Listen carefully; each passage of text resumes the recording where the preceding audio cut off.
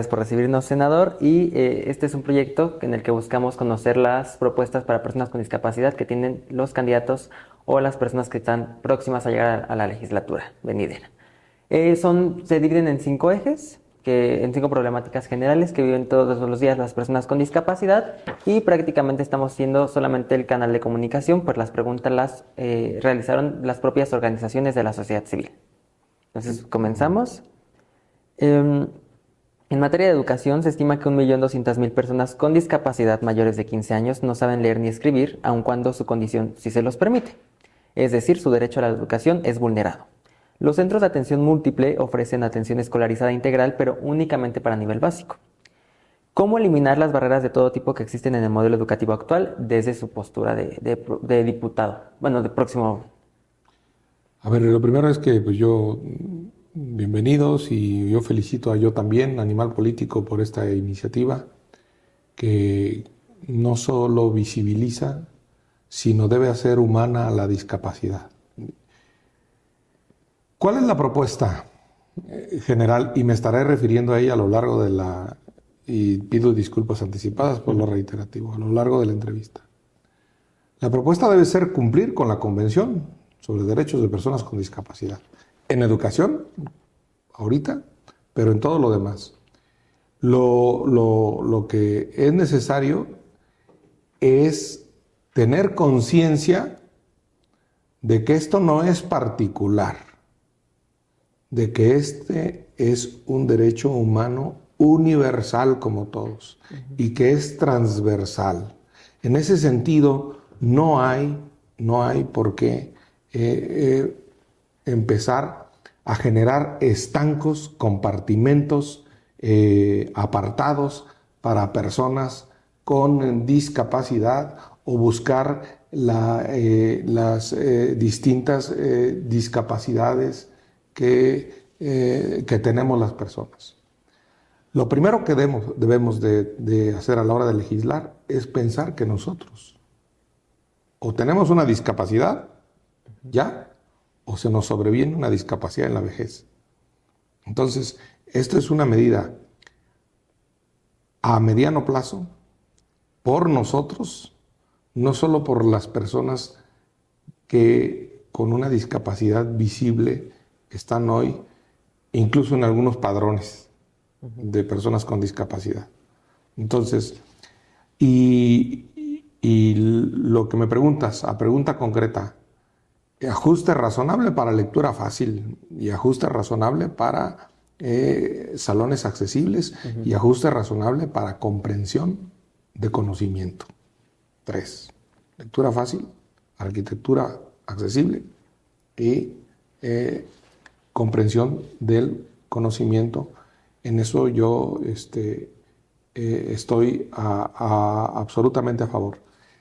Candidata que no tenga suscrito el compromiso como se han ido a suscribir Con el episcopado, por la paz y por la seguridad. Candidata que no tenga suscrito cumplir la Convención sobre las personas con discapacidad, y no lo sé ninguna de las dos.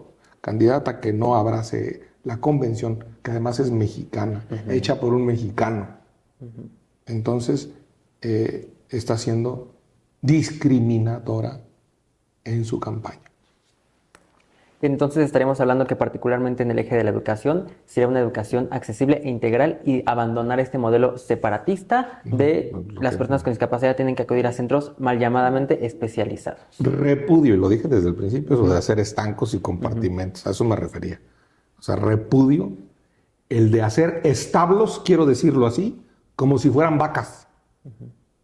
Lo repudio, me indigna, para decirlo claro, lo quiero decir, ilustrar así de categórico. No son unas personas que vivan aparte de nosotros. Eso es absolutamente indigno. No son establos lo que se necesita, son escuelas. Sí. Ahora, también, ¿qué hacer para aumentar la producción de materiales adaptados? Sobre todo porque al día de hoy, en relación a los libros de texto, es apenas el 1% de libros que tienen macrotipos o un sistema braille. Y esto es particularmente tema presupuestal. ¿Cómo incidir desde su posición como legislador para que el presupuesto se aumente o incluso se fije un porcentaje mínimo en la producción de los materiales? Es lo que yo decía de lectura fácil, lectura accesible, sí, con macrotipos o en braille para las personas ciegas o débiles visuales. Entonces yo en eso sí debe ser ajuste razonable, y aquí quiero introducir un elemento. Me gusta muchísimo la palabra ajuste razonable con diseño universal. Las dos cosas. Debe ser razonable. Es decir, tampoco pidamos que en un país con otras carencias se dedique un porcentaje absoluto para esto. Sí, los libros son más caros, los libros son más grandes, los libros necesitan una adecuación mayor y presupuestaria, pero es necesario que se vayan ganando en terrenos estatales, en terrenos federales, un porcentaje claro para hacer esos ajustes razonables. Los ajustes razonables necesariamente son ajustes que implican, arquitectónicamente lo tengo claro, déjeme decirle, no puede hacerse un edificio nuevo, autorizarse a hacer un edificio nuevo, autorizarse una construcción nueva sin pensar en las personas con discapacidad. Pero la verdad, no podemos meterle un elevador a media pirámide del Sol para que una persona con discapacidad suba en un elevador a la pirámide. Eso es un ajuste razonable. Lo razonable también tiene que tener un momento de aquí para adelante. Al mismo tiempo que yo insisto en que debe ser razonable y el presupuesto debe ser razonable. Pero una cosa es un ajuste razonable y otra cosa es un ajuste nulo. No debe haber ajustes nulos, es decir, debe haber un ajuste, debe haber algún pequeño porcentaje, incluso hasta si se quiere al principio, casi testimonial. Pero debemos insistir gradualmente en la línea de que cada vez va a ser más incremental. Se llama en derecho progresivo. Los derechos humanos deben ser progresivos y los debe ir ganando las personas con discapacidad como los ganan las demás personas. Claro. Ahora, en relación a justicia, para ilustrarle un caso, Arturo Medina Vela es una persona con discapacidad psicosocial e intelectual que fue acusada, procesada y sentenciada por el robo de un automóvil, aun cuando no sabía manejar. Pasó 4 años en prisión hasta que el Comité de Derechos Humanos de las Naciones Unidas dictaminó que el Estado mexicano no cumplió con sus obligaciones de la Convención sobre los Derechos de las Personas con Discapacidad. 10 años después de la injusta detención, recibió una disculpa del Gobierno de México. Pero casos como este se repiten todos los días. Hay muchas personas con discapacidad que están privadas de la libertad debido a la discriminación y las barreras que existen en el acceso a la justicia. Como persona legisladora, ¿qué herramientas y acciones planea incorporar para hacer efectivo el acceso a la justicia de las personas con discapacidad? Bueno, igual, yo dije que iba a ser reiterativo. El Código Nacional de Procedimientos Penales debe ajustarse a recibir testimonios, a aceptar una realidad, a aceptar una, en algunos casos, una desventaja discriminatoria. Entonces se debe ajustar el marco penal para recibir testimonios. Y aquí nosotros hicimos incluso una iniciativa en la que pedimos que se ajuste, es muy concreta, muy sencilla, para reproducir a distancia testimonios o para permitir que animales de apoyo puedan asistir a los juicios. En algunos juicios no se puede entrar con animales de apoyo. Y para cuidar la integridad psicológica de víctimas y de testigos. Esto, de víctimas y de testigos, personas con discapacidad. Entonces, yo sí creo que aquí esto es muy sencillo de hacer, se necesita aprobar, pero es complejo de comprender. Y otra vez, regreso al punto de vista anterior, no es todo un asunto de leyes, es un asunto de concientizarnos, en primer lugar yo, de concientizarnos de que hay otra persona que es exactamente igual a cada uno de nosotros, que su condición de persona con discapacidad no la diferencia. Sobre la iniciativa que menciona que presentó, ¿me podría compartir su estado? ¿Se quedó en comisiones? Está en comisiones está en comisiones y ahí pues la verdad es que cuesta mucho trabajo empujarla, cuesta mucho trabajo. Fue modificar el artículo 366 del Código Nacional de Procedimientos Penales precisamente para asuntos como este. Ahora, creo que coincidimos en el hecho de que toda base de cualquier política pública para personas con discapacidad tiene que venir de la mano de la consulta de las propias personas con discapacidad, cosa que también contempla la Convención sobre los Derechos. Sin embargo, la Suprema Corte de Justicia de la Nación señaló 60 acciones de inconstitucionalidad en la creación de leyes, normas y reglamentos debido justamente a la falta de consulta a este grupo poblacional. En este contexto de nula consulta y dada la experiencia cercana a las causas y de impulso e iniciativas de la mano de organizaciones de la sociedad civil, ¿qué camino se debe trazar para garantizar, más allá del marco normativo que existe y que no se cumple, qué camino se debe trazar para garantizar que se escuche a las personas con discapacidad y sus asociaciones? Aquí la respuesta sí es muy sencilla y muy contundente. Declarar las nulas, las leyes que no se consultan. Declararlas nulas, expulsarlas del sistema jurídico hasta que se consulte a las personas, como se debe consultar igual a las personas indígenas. Igual está garantizada esa consulta. Esta consulta también está garantizada primero en el bloque de regularidad constitucional, los indígenas, en el bloque de regularidad convencional, las personas con discapacidad, expulsarlas. Y a la primera que se expulse, que sea de dinero para el Estado y que le duela el dinero para el Estado, que no se consulte. Con eso tienen para que el legislador no vuelva a cometer esa fechoría legislativa, ese ahorro legislativo de tiempo, de no consultar a las personas con discapacidad.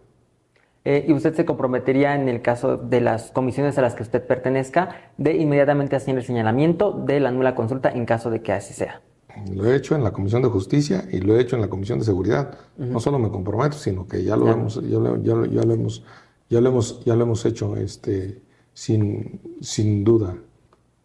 El Consejo Nacional para el Desarrollo de la Inclusión y la Inclusión de las Personas con Discapacidad, el CONADIS, no tiene una persona titular desde el 2018. Tampoco hay actualmente una asamblea consultiva que represente a la sociedad civil. Después de la histórica entrada en vigor de la Convención sobre los Derechos de las Personas con Discapacidad en 2008, México cumplió con la obligación de hacer una ley armoniosa. Esta ley establece la política pública para las personas con discapacidad y coordina los esfuerzos del Estado y el sector privado para garantizar los derechos de más de 20 millones de mexicanas y mexicanos que viven actualmente con discapacidad.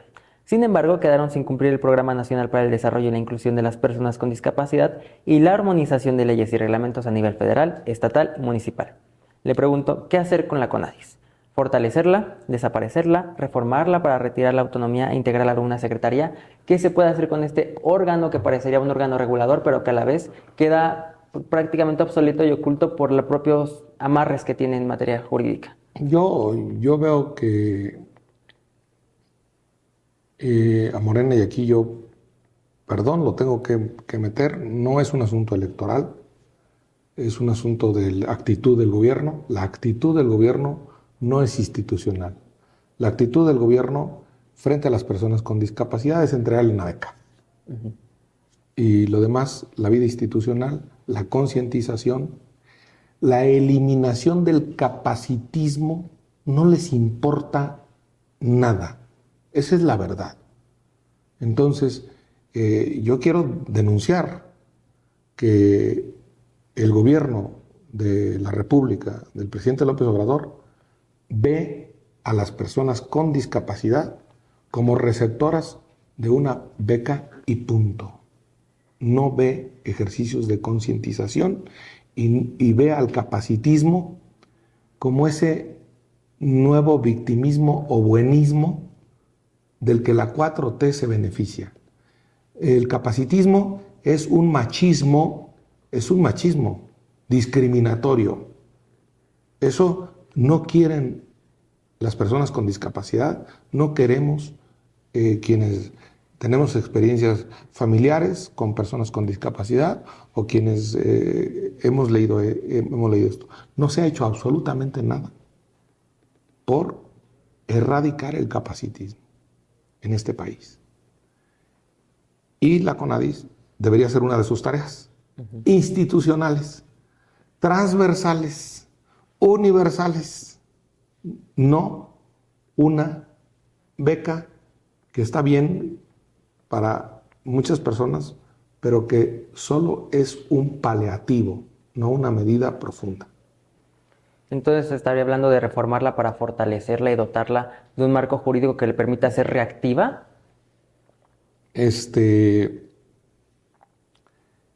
Sí, yo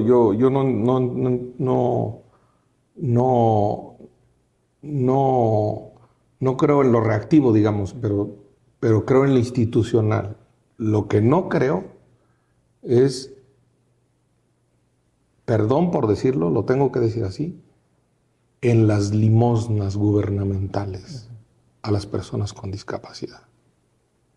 En lugar de reglamentos arquitectónicos, de libros de texto gratuito de lectura accesible, en lugar de ajustes razonables a los tribunales, y la beca como un piso, pero no como un techo. Y corrijo lo de la ley, esta está en comisiones, en diputados. Aquí esta se aprobó. Y usted, en caso de llegar a la Cámara de Diputados, le daría puntual seguimiento para poder destrabarla. Es minuta, entonces la destrabaríamos ahí o haríamos una excitativa para que se retome en diputados. Y regresando un poquito al tema de la CONADIS, ¿usted se comprometería a subir un punto de acuerdo para que la Presidencia de la República designe formalmente a la Dirección General de la CONADIS en el próximo sexenio? Sí, aunque insisto en que la actitud de este gobierno no es la institucional, no solo en CONADIS, en los tribunales, en el INAI y en otros organismos están pendientes aquí en el Senado casi 100 nombramientos, casi 100 nombramientos, para ahorrarse un sueldo de trabajador. Entonces, y la CONADIS, creo que lo mínimo, como un testimonio lo debe presidir una persona con discapacidad. Y ya por último, el sistema de cuidados. En México hay 5.6 millones de personas con discapacidad que necesitan altos requerimientos de apoyos y cuidados para sobrevivir y realizar actividades de la vida cotidiana. De estas, apenas un 3% acude a un centro de cuidado. 90% de las personas cuidadoras mayores de 15 años son mujeres. ¿Qué hacer para aplicar la perspectiva de género y quitar esta carga histórica a las mujeres en los hogares, en ocasiones incluso también mujeres con discapacidad? El sistema de cuidados busca evitar una doble o triple injusticia a personas con discapacidad, a personas que cuidan personas con discapacidad y a mujeres que son discriminadas por ser mujeres. O sea, doble o triple injusticia, doble o triple discriminación. Entonces, ahí yo respeto a la privacidad, primero, de las personas con discapacidad. Segundo, un énfasis reforzado en salud, en educación y en protección social, que es el punto. Reforzar jurídica, presupuestaria y educacionalmente la protección social de las personas con discapacidad y de quienes cuidan a las personas con discapacidad, que por lo general son mujeres que no tienen a su vez una protección social. No estoy hablando de la protección social solo a las personas con discapacidad, sino entender que el cuidado a una persona con discapacidad es un trabajo digno que debe tener protección social. No es la mera solidaridad familiar. Es un trabajo que debe ser reconocido y que no está reconocido por el Estado y por el gobierno. Ahí hay beca para la persona que cuida. No. Ni beca. No existen. No hay ni becas para las personas cuidadoras. No hay reconocimiento. No hay reconocimiento de beca, de lo mínimo que hemos dicho. Ya no se diga que están en el Seguro Social, o ya no se diga que hay un ajuste razonable en salud o en educación para ayudar a una persona cuidadora. Yo, sinceramente, esa es la parte, el sistema de cuidados, en la parte en la que está más clara la deshumanización de la discapacidad en México. Y ahí debo decir que la familia, si no es por la familia, por organismos no gubernamentales laicos y por organismos no gubernamentales religiosos que se dedican a esto, estaríamos en un infierno de indignidad humana. ¿Y cómo sería este esquema de implementación de las personas cuidadoras hacia una seguridad social? Lo pregunto particularmente porque usted pues, fue director del IMSS, entonces más o menos conoce, o sea, usted conoce los procesos. ¿Cómo sería el panorama? Yo empezaría gradualmente, tampoco se valen aquí las decisiones mágicas y radicales, como se empezó, y yo lo empecé, perdón que lo diga en primera persona, el programa piloto de trabajadoras del hogar, igualito, programa piloto de cuidadoras de personas con discapacidad. Y ahí, el Sistema Nacional de Cuidados es para personas con discapacidad. Yo sé que hay enfermos y, en fin, que requieren una destreza y que requieren un profesionalismo mayor. Pero eso ya estamos hablando de enfermeras. Ya es un grado mayor, ahí hay una especialización. Yo estoy hablando de personas que cuidan a personas con discapacidad. En algunos casos pues se ocupa una enfermera, en algunos casos se ocupa inyección, en algunos casos se ocupa una terapia, en algunos casos se ocupa algún apoyo distinto. Entonces, valorar eso en un sistema como el de trabajadoras del hogar, y el Estado debe entrarle con todo. El Estado, ¿por qué? Pues porque hay un derecho a la salud y hay un derecho, y déjeme abundar en esto, que lo estaba pasando yo por alto. Hay un derecho que es el que no se asume a una vida libre e independiente de la persona con discapacidad. Tanta independencia cuanto sea posible y solo tanto apoyo cuanto sea necesario. Tanta libertad de la persona con discapacidad y solo tanto cuidado cuanto sea necesario. Este principio que acabo de decir, hay que medirlo, hay que cuantificarlo y hay que hacerlo un programa piloto y hay que meterle dinero. Y me dirá usted, ¿es de a uno por uno? Sí, es de a uno por uno. Los derechos humanos son abstractos y se miden de a uno por uno. Se miden en usted, en mí. Y un Estado, una sociedad, una comunidad debe verlo en el otro. Y sí, de a uno por uno. El derecho humano que no se mide de a uno por uno es una vulgar mentira. Y ya, como última pregunta, ¿cómo buscará llevar la agenda de cuidados al Pleno y cuál considera usted que son los puntos principales, los mínimos que debe incluir particularmente para personas con discapacidad? El ser humano, lo dijo Aristóteles, es un ser social. Es decir, hay un derecho humano que no está desde la Revolución Francesa, ni está en ninguna convención, está aquí en todas, en el sustratum de todas las convenciones, que es el derecho humano a vivir en comunidad. Las personas con discapacidad tienen ese derecho humano que nosotros les negamos y las humillamos al negarles el derecho humano a vivir en comunidad. Entonces, todo se debe empujar, cualquier ley, cualquier reglamento, se debe empujar en el sentido de que una persona con discapacidad tenga el mismo derecho de ir a un parque, de ir a un cine, de ir a una iglesia, que usted y que yo. Ese es, así de sencillo, de vivir en comunidad.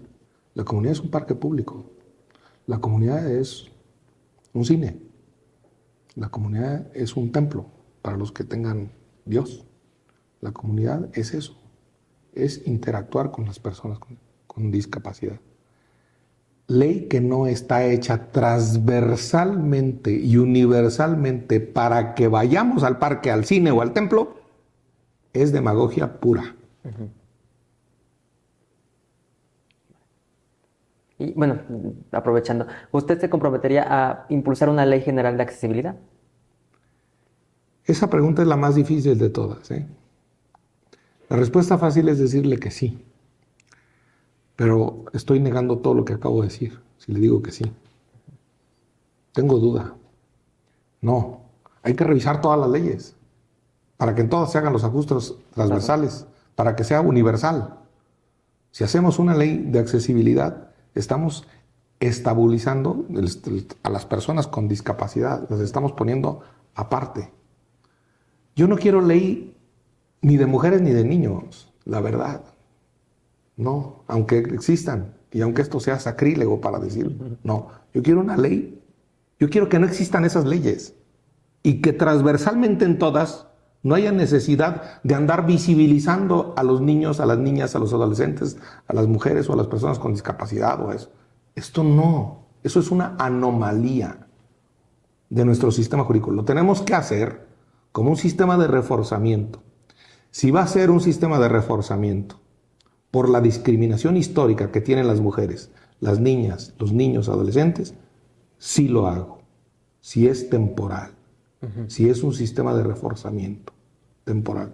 Pero no es mi visión de país andar haciendo leyes para unos y luego para otros y luego para personas con discapacidad. Y luego entre personas con discapacidad, una para ciegos, otra para personas con baja movilidad, otra para personas de baja talla, otra para personas de no sé qué. No vamos a acabar nunca. Debemos vernos todos como humanos. Y esa sí debe ser el horizonte. Ese debe ser la guía de un legislador que tiene sensibilidad frente al otro y que no le importa su condición, y que no le importa su edad, y que no le importa su preferencia sexual, y que no le importa su color de piel, y que no le importa absolutamente nada.